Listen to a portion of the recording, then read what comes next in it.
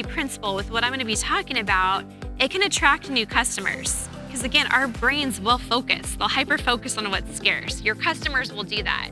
It can increase loyalty. And I'm going to share some examples with some of the big brands and what they're doing.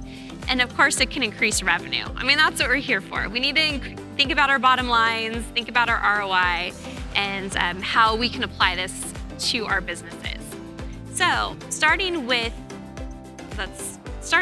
some of the psychological sides. I mentioned this to you, but I want to get into a little bit more depth. So there have been neurological studies that have used MRI scans. So if you don't know what an MRI is, I mean, that's where if you've seen a movie or a hospital show where the patient's going into the tube to be x-rayed, that's what those MRI scans are. So there have been studies that have looked at how do people react to scarcity? What happens in their brains? And so we've been able to see from these studies what happens with decision making and with evaluation. And I want to tell you that the scenarios in the study aren't scarcity conditions where someone thinks they're not going to have food or water or shelter. No. I'm talking like an auction simulation.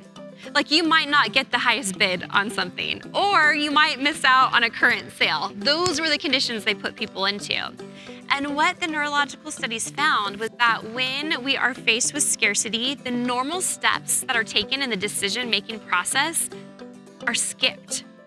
The actual part of our brain that has to do with the final decision lights up right away, which means that our brain is focusing on making a quick decision.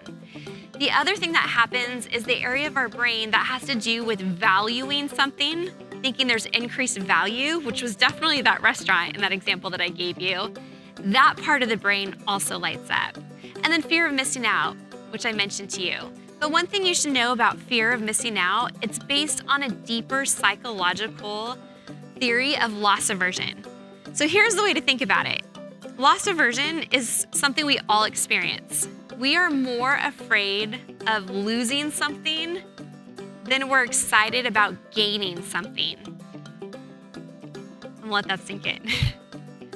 We have a harder time with loss than excitement for gain. And think about even the messaging that you do with your marketing. And I'm not saying fear and all of that. I'm saying things like showing someone what the current price is now, but what it's going to be later. Those are subtle little psychological things that make a difference.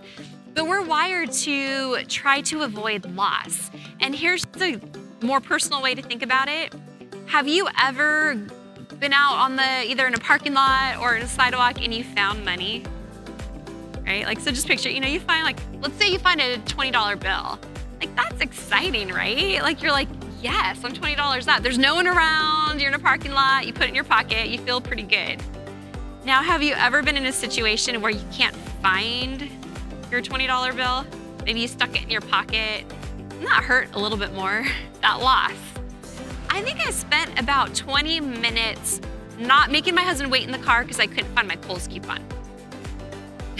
I wouldn't go because it was lost now. I'm like, if I go, I'm gonna miss out. And so we don't want our loss to happen. So this is what's going on in the brain, but let's get a little bit more tactical.